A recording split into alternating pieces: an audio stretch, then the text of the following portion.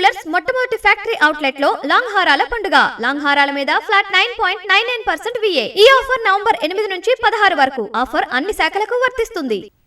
ప్రపంచంలో పసిడి ఉత్పత్తి చేస్తున్న దేశాలలో టాప్ 6లో ఉన్న ఆఫ్రికా దేశం ఘనాలో అక్రమ బంగారం తవ్వకం ఆందోళన కలిగిస్తోంది. నిరుద్యోగం, దేశ ఆర్థిక వ్యవస్థ బలహీనపడిన కారణంగా వేలాది మంది అక్రమం బంగారు గనుల తవ్వకం వైపు మొగ్గు చూపుతున్నారు. దీని కారణంగా నదులు, జలాశయాలు కలుషితమవుతున్నాయి. ప్రజలకు, వన్యప్రాణులకు తీవ్ర నష్టం కలుగుతోంది. పశ్చిమాఫ్రికా దేశం ఘనాలో అక్రమ బంగారు గనుల తవ్వకం వేగంగా విస్తరిస్తోంది.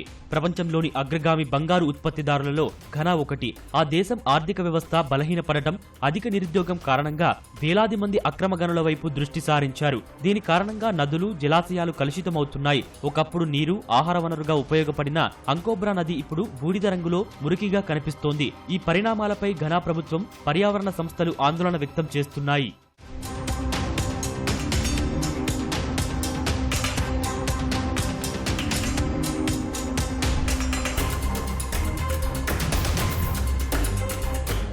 తమ జీవనోపాధి సహా వన్యప్రాణులపై కాలుష్యం తీవ్ర ప్రభావం చూపుతోందని మత్స్యకారుడు బెంజమిన్ యాంకీ ఆవేదన వ్యక్తం చేశాడు. అక్రమ బంగారు గనుల తవ్వకాల కారణంగా నదిలో భారీ ఎత్తున సైనైడ్, మెర్క్యూరీ చేరి కలుషితమవుతోంది.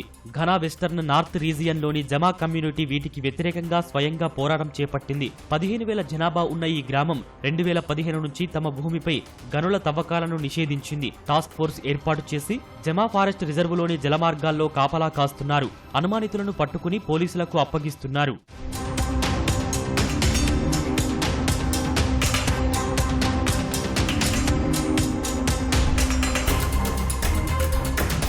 యువతలో 39% నిరుద్యోగులుగా ఉండటం, వ్యవసాయ ఆదాయం తగ్గటంతో అక్రమ గనులే ఏకైక ఆర్థిక మార్గంగా కొందరు భావిస్తున్నారు. 2024 జనవరి నాటికి ఘనాలో 288 ఫారెస్ట్ రిజర్వుల్లో 44 చోట్ల అక్రమ బంగారం గనులు ఉన్నట్టు డేటా చెబుతోంది. గత 5 ఏళ్లలో బంగారం స్మగ్లింగ్ తో ఘనాకు $11 బిలియన్ నష్టం వాటిల్లింది. గత ఏడాది ఘనా వ్యాప్తంగా అక్రమ గనులకు వ్యతిరేకంగా వేలాది మంది రోడ్లపైకి వచ్చి నిరసనలు తెలిపారు. జనవరిలో అధికారంలోకి వచ్చిన అధ్యక్షుడు జాన్ మహమా జాతీయ టాస్క్ ఫోర్స్ ను ఏర్పాటు చేశారు. అయితే పోలీస్, సైన్యానికి అధికారాలు ఇచ్చే అత్యవసర పరిస్థితి ప్రకటనకు ఆయన నిరాకరించారు.